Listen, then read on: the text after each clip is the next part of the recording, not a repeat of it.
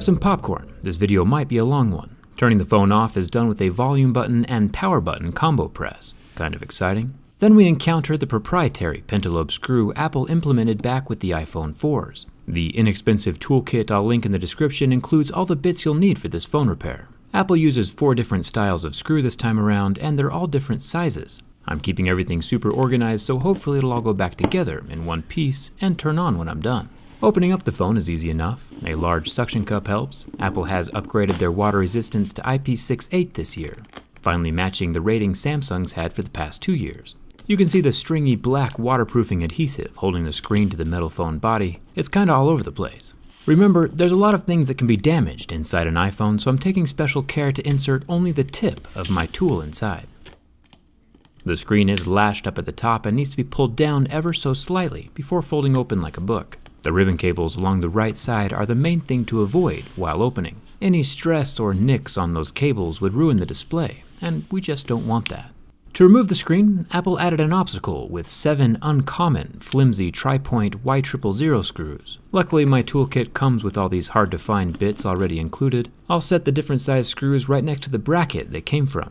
That way things stay organized. Before I unplug that crazy dual-cell L-shaped battery though, Dustin, one of my buddies, tweeted that if you feel like the dumbest person in a room, then you're in the correct room. This was one of the reasons I chose to read Astrophysics for People in a Hurry by Neil deGrasse Tyson this week. Huge thanks to Audible for sponsoring this video. If you want an incredibly detailed intellectual description of the universe and how all the elements exploded into existence, like the lithium inside this iPhone battery, Astrophysics for People in a Hurry is a worthwhile listen. You can get your free copy with a 30-day trial of Audible using the code JERRYRIG. I'll link it in the description, or just go to audible.com/jerryrig.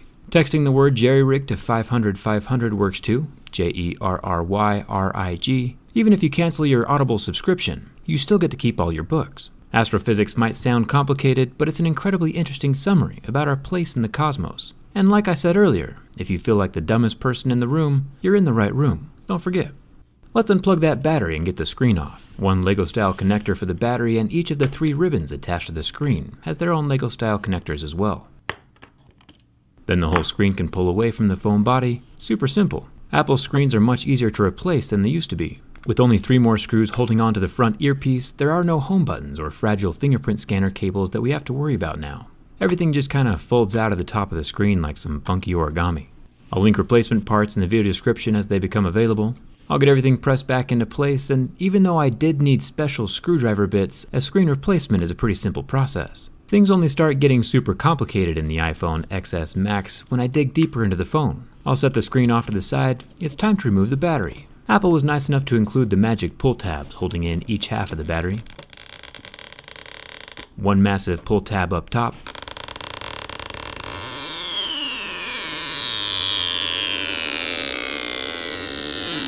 And 3 other magic pull tabs under the bottom segment.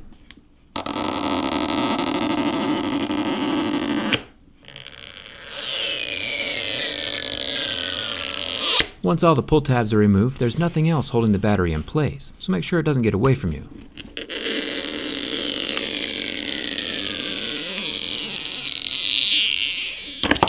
Batteries can be super dangerous if punctured. The combined power of both cells in this battery is 3100 mAh, about 22% smaller than the Samsung Note 9, but who's keeping track? There's nothing else super easy to replace inside of this phone, which is mostly fine since the screen and battery are usually the first things that go out or break on a smartphone. We'll talk about the back glass replacement in a second. First, let's pull out the rear camera units. With 2 Phillips head screws holding down the large rectangle metal plate, I'll set that off to the side and unclip both camera units.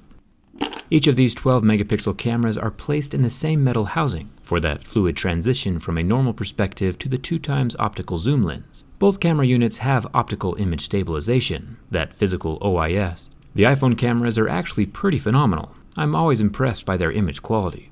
Before I say too many nice things though, let me plug the cameras back into the phone and show you how hard a simple charging port replacement is. The charging port nowadays in an iPhone is taking double duty, as a headphone jack and a place to charge the phone, so it's getting quite a bit of traffic. This means that it might eventually stop working.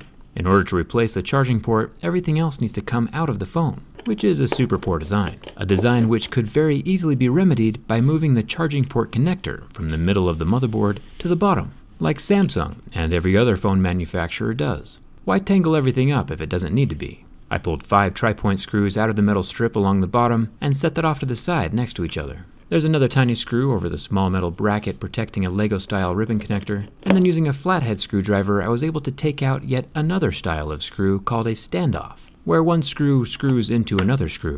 Inception screw. There's another screw within a screw on the right-hand side of the loudspeaker, and a regular Phillips head down at the bottom. Then the whole loudspeaker can pull away from the phone body with an exceptional amount of adhesive holding the mouth to the frame. I definitely won't trust my phone to be water resistant after this, but it's still cool to see from the inside. The Taptic vibration motor has 2 screws on the left, and it'll pull out. I still haven't taken one of these apart yet. If there's any interest in me making a vibrator teardown review video, let me know down in the comments.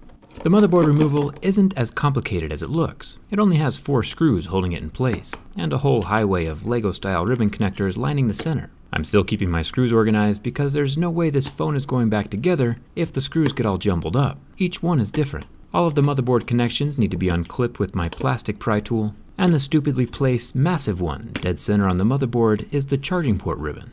I'll remove the SIM card tray, making sure the tiny little extraction pin is recessed back into the phone frame so it doesn't block the motherboard. Then I'll unclip the last 2 tiny ribbon cables up at the top of the motherboard. Then the whole thing can come free from the phone. This tiny little guy is the brains and brawn of the entire iPhone XS Max. It's a double-stacked sandwich PCB with no heat dissipation. But don't worry, the only time you'll ever get throttled is when the next iPhone comes out and Apple needs you to upgrade. True story. We're almost to the charging port. I bet you forgot what we were even trying to do, since we had to remove literally everything else to get here. 1 screw holds an obstructing ribbon to the sidewall, and then we have 3 more standoff screws, 1 on either side of the lightning charging port, and 1 next to the plastic microphone support. I'll peel the microphones off the bottom sidewall, and you might think we're done, but nope, 2 more screws hold the port itself into the frame. Once those are removed, now the whole charging port contraption can pull away from the phone. Apple's little proprietary money-making port has a little adhesive around the tip, but no rubber rings. But with how tight the screws are against that plastic adhesive and metal phone frame, there's definitely no water getting inside.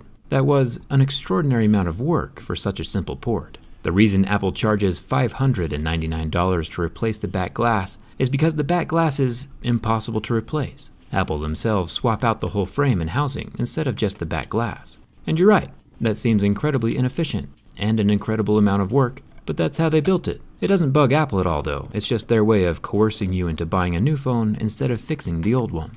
Say goodbye to your wallet for me. I'll snuggle the motherboard back into place underneath all those ribbon connectors. It's time to see if we can get this thing turned on again. I feel like it's important to use and fix your phone for as long as possible, especially now that the new phones released every year only have very minor upgrades over previous years. Upgrading your phone every year is just dumb and a waste of money. I've got all the ribbon cables plugged back into the motherboard along with its 4 screws holding the board itself into the phone.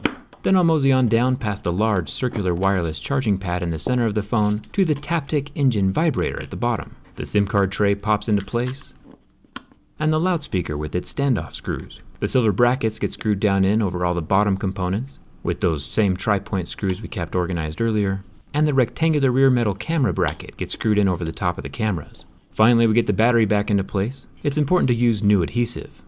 It's starting to look like a real phone again. The screen's 3 ribbon cables get plugged into the motherboard connector highway, and I'll plug in the battery to test the phone and make sure everything is working before setting the screen into place. I'm pretty surprised it all still works. Apple has not made this process easy. Lastly, the metal brackets with the 7 tri-point screws holding everything tight, and finally the screen tucks in to the top of the frame first, before snapping into place all along the sides. Can't say I'm a fan of this phone, but I am glad the screen and battery replacements are relatively easy. Would you ever attempt this project yourself? Don't forget to grab your free copy of Astrophysics for People in a Hurry from the link in the description. You'll enjoy it. I sure did. Hit that subscribe button, and thanks a ton for watching. I'll see you around.